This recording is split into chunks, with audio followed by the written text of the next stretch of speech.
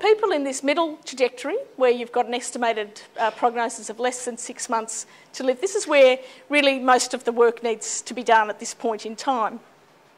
We say conduct a palliative care case conference, as I say, review the care plan, advanced care plan, look at those clinical symptoms and perhaps other clinical symptoms that people have.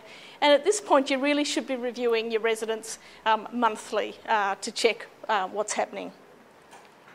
How do you figure out if your resident has less than 6 months to live? We didn't use a tool where you score, things like, nutrition and, their bloods and things like that. But this question is internationally used, not only in residential care but in other settings, and it's called the surprise question. Would you be surprised if the resident died within the next 6 months? And look, this is a pretty good descriptor. About 50 or 60% of people can answer yes to this. The resident will die within that period of time. So it's not foolproof, but I think you know your residents well and you can see what's going on. There's also other pointers about, do they have an acute event? Sometimes they come to you already with the label of palliative care or comfort care, or there's already a signpost there for you. A palliative care case conference,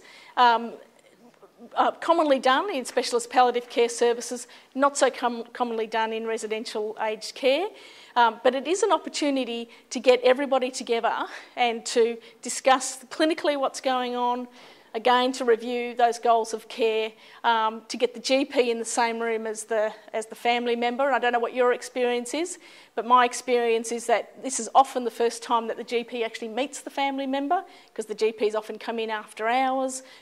They certainly do what they need to do in terms of filling out medications, and it's not that they don't provide good care, but there's often not a meeting of those people as well as the other clinical staff. So you can have more than one of these. The GPs can claim for these on the enhanced primary care items, so they can get paid. It's not a lot of money, but they can make a claim against that.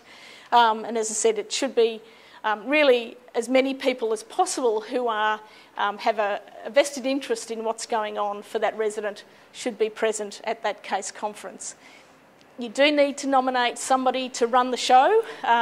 Look, it would be nice in an ideal world that was going to be the GP, but it's probably not going to be your reality. So you need to have a staff member that's going to take that on. And Robin's talked about the link nurse model, and in our project, the link nurses were the people who were the facilitators of these conferences, with some assistance in the beginning from the specialist palliative care nurse. I challenge you, if you're going to run these, to invite your residents to come along. And that was quite a challenge for some of the staff to actually have the residents at their own palliative care case conference, talking about what's going to happen as they deteriorate and they're going to die. But the residents that came along, really benefited from that, and as I say, having the family there, the GP, the rest of the team. You do have to make a call on the competence level of residents and are they able to come to their own conference.